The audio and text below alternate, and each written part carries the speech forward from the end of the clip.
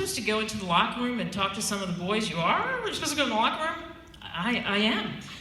Okay, well, let me see about this. I'm gonna give you a pass. So the guy comes back, hands me the pass.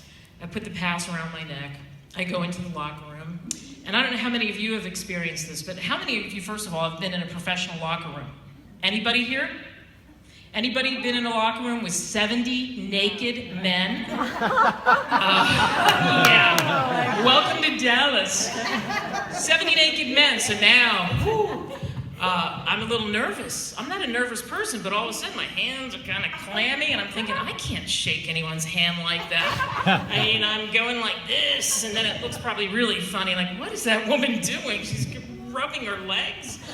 And I, make my way into the locker room, and I go up to Troy Aikman. He's sitting there tying his shoes, and he looks up at me with huge eyes, like, who is this? And I shake his hand, and he says, hi, and he puts his hand out, and he practically breaks my sweaty hand. So now I almost have a sort of a limp, sweaty hand, and I think, I gotta get some interviews, and I'm just looking up. Just look up when in doubt, and that's what I did. I just kept looking up. I don't want to look down. Some have towels on, and I think now some don't. And so I think because my hand was so sweaty, boom, I don't want to break this mic, but I would drop the mic. What happened was I dropped the mic accidentally on the ground. Boom, it goes on the ground. So now there's all these naked or half-naked men around me, and you could have heard a pin drop. They were talking before. There was chatter everywhere.